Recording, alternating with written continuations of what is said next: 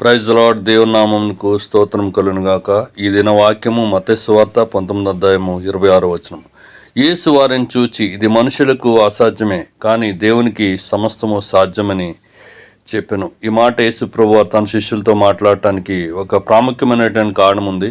ఒక యవనస్తుడు మిగిలిన ఆస్తి కలిగినటువంటి వాడు కనుక యేసు ప్రభువు వారు ఎప్పుడైతే నీ ఆశ్రయం బీదలకి ఇచ్చి నీ వచ్చి నన్ను వెంబడించమని చెప్తారో వెంటనే అతడు వ్యసన పడుతూ వెళ్ళిపోయినట్లుగా దేవుని వాక్యంలో చూస్తున్నాం. కనుక ఇలాంటి సమయంలో యేసు ప్రభువారు శిష్యులను చూసి, ధనవంతుడు దేవుని యొక్క రాజ్యంలో, పరలోక రాజ్యంలో ప్రవేశించుట కంటే సూది బెజ్జంలో ఒంటె దూరుట సులభమని మీతో చెప్తున్నానని అన్నప్పుడు శిష్యులు అంటారు, ఈ మాట విని మిక్కిలి ఆశ్చర్యపడి, అలాగైతే ఎవడు రక్షణ పొందగలడని యేసును అడగగా యేసు ప్రభువారు చెప్పిన మాట ఇదే. మనుషులకు అసాధ్యమే, కానీ దేవునికి సమస్తము సాధ్యమని యేసువారు తెలియజేసినట్లుగా దేవుని లేఖనం చూస్తాం.